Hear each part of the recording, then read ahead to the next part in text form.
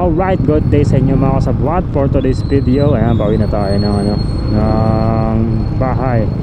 And may tatakal tayo ngayon about dito sa ating TMX 125 Alpha. After the 3 years natin ginagamit to, so share ko lang sa inyo in my own opinion, in my own idea, in my own experience. So iuna ka na, magkakaiba naman tayo ng riding habit, riding experience, and etc. So ito ay based on my own lang. So right, so umpisahan natin.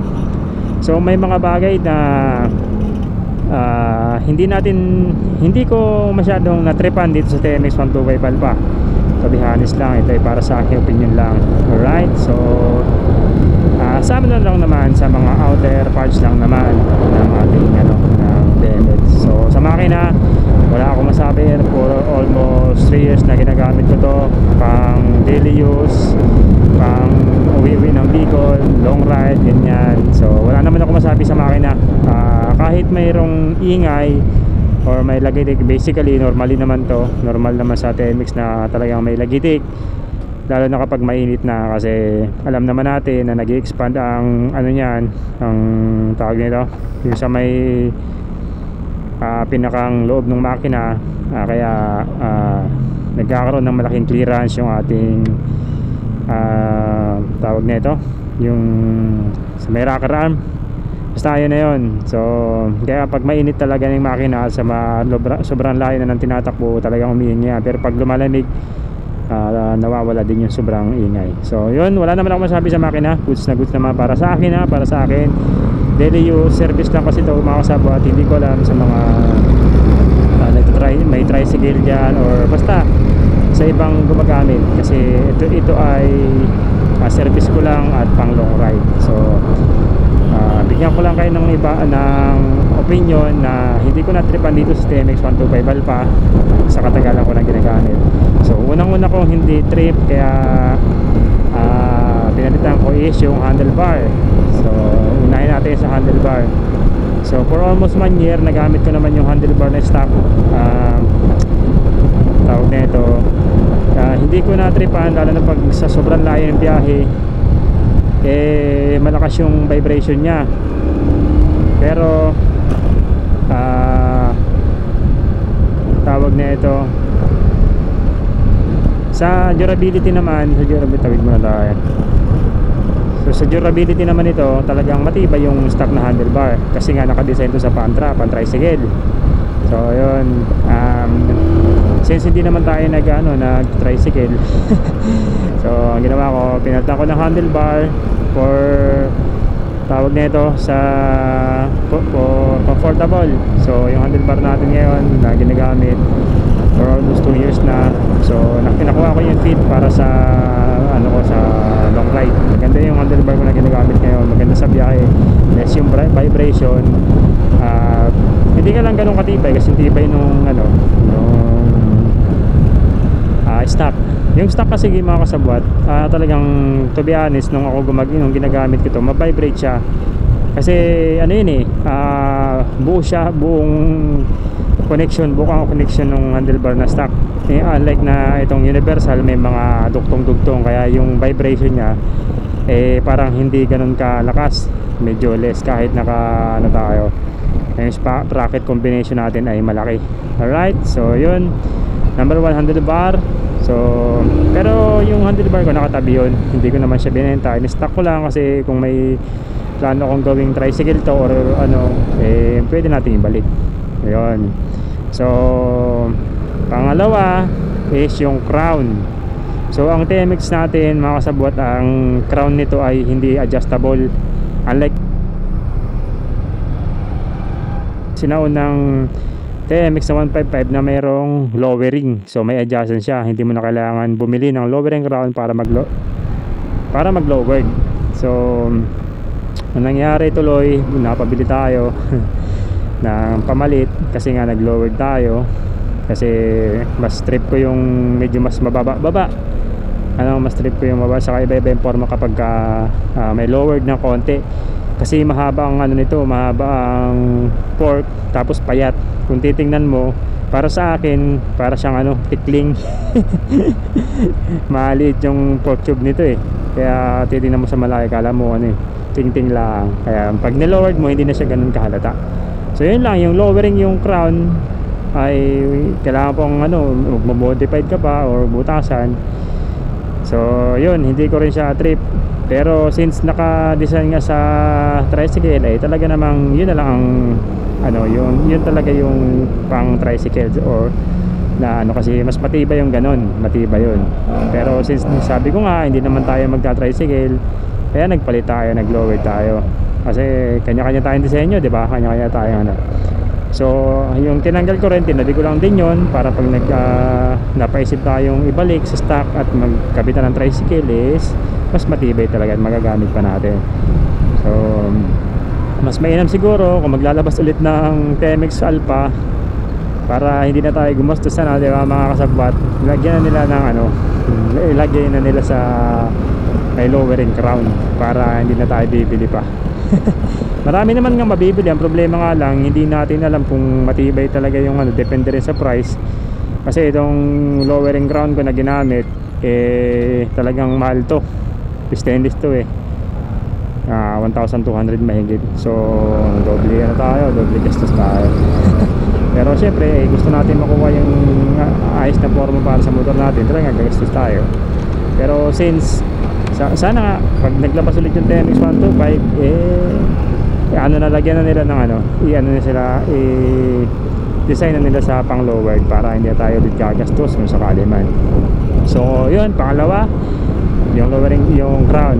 Ito yung pangatlong hindi ko natripan dito sa ating ano TMX 125, yung side cover, yung lock ng side cover ng ating sa battery at dun sa kabila sa may airbox. Yung lock ng side cover natin ay hindi ganun katibay. So marami nang nangyayari nito, nalalaglag yung kanilang side cover. So ang nangyayari, ginagawa na lang nila ng paraan. Kahit ako, ginawan ko lang din ng paraan. Yung iba nilalagyan ng mga kalay, mga harang para hindi ano, kaya bumibili sa online ng panglagay doon para hindi malaglag yung ano, yung side cover.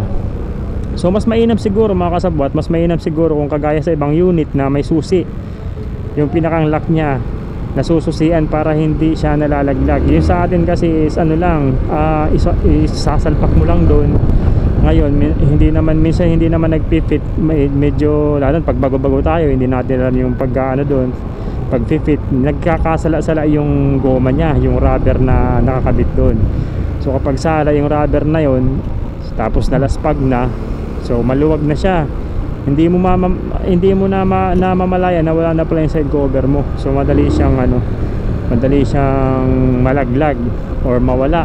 Marami nang nangyari na ganyan na nalaglagan. Yung iba nga hindi nalagyan eh. Nahayaan na lang. So yung sa akin kasi, ang ginawa ko, pinakita ko dun, kung makikita nyo sa video na in-upload ko dati, ayun, nilagyan ko, ginawa ko lang paraan, tinalian ko ng zip tie para hindi malaglag. So yun lang, sana magkaroon ng improvement to, itong side cover ng ano natin, kung maglalabas sila ng panibagong unit. Uy, TMX nito ibay. Witness bracket na. So yun, sana magawa ng paraan yun na may upgrade, diba? May upgrade, malagyan ng ano, malagyan ng matibay na lock para hindi na tayo bibili o magmo-modified pa ng ano, ng kung anong ilalagay doon. Kasi minsan kasi may mga nabibili naman sa online na pang ano doon, kaya lang medyo hassle din yun kasi pag magtatanggal ka ng battery or magche-check ka, medyo ano siya, uting-tingin pa, luluwagan pa yung mga bolts, yung ganito ganyan. Unlike do sa may ano talaga siya, may sariling susi or may kasama na siya dun sa susi ng ano, sa size ng susi ng ating ignition key, kagaya ng ibang unit na ganun na lang. Mas mainam siguro na mas ganun, mas convenient, mas madaling anhin, madaling tanggalin. So ito sa akin kasi ano eh, zip tie lang to eh, mas madali din naman, gawa-gawa na lang ng paraan. So ngayon, sana magkaroon ng improvement yan kapag naglabas ulit ng panibagong unit or ng Alpha na 4 generation or mga ganyan. Sana upgraded na. And ang lastly, na hindi ko trip dito ay yung upuan. Yung hindi naman yung mismong upuan, yung frame ng upuan mga kasabwat. Yung frame kasi ng upuan natin is bakal. Ngayon, ang nagiging problema naman ito kapag naging pabaya din tayo, siyempre lalo na sa mga bago-bago, hindi alam na bulukin pala yun. So hindi naman pero ano kasi yun sana naging plastic frame na lang siya, yung matibay na plastic frame. Kasi hindi natin namamalayan na ano pala yun, nabubulok pala yun kapag katagalan na. Lalo na yung mga kagaya nito sa akin, ito yung second generation, meron siyang bakal sa gilid. So katagalan yung bakal na yun, kapag na parang lumuwag na dun sa dadaanan yun ng tubig ulan. So kapag dumaan dun yung tubig ulan, may i-stuck dun sa pinakang gilid ng masisira yung pinakang gilid ng bakal na frame. So kalaunan, pag na-check mo yun, mamalaya mo, check mo, bulok na pala. So yun, sana maging plastic frame na lang na matibay. So may mga nabibili naman nga dito sa online din, may nabibili. Ang problema naman kasi nun, hindi ganun katibay, malambot siya. Magmo-modified ka pa rin para lang hindi tumama dun sa pinakang regulator. Kasi minsan kaya ay dinisign nila na bakal yung regulator kasi natin umiinit. Ngayon pagka hindi maganda yung quality ng plastic na ilalagay mo dun sa may ilalim na yun, pag lumapad yun dun sa matatarang yung plastic frame, baka masunog pa. Kaya ang ginawa dito, ginawang bakal. So itong sa akin, hindi ko mapalitan ng plastic frame kasi may relay ito sa ilalim. Ngayon pagka inupuan ito, tatama yung plastic frame dun sa relay ng driving light nasa ilalim kasi. Kaya ang ginawa ko, bumili na ako ng bagong upuan nung pinalitan ko itong itong upuan ng TMX ko. Tapos hindi ko na nilagay yung pinakambakal sa gilid nung minodified ko yung foam. Hindi ko na kinabit.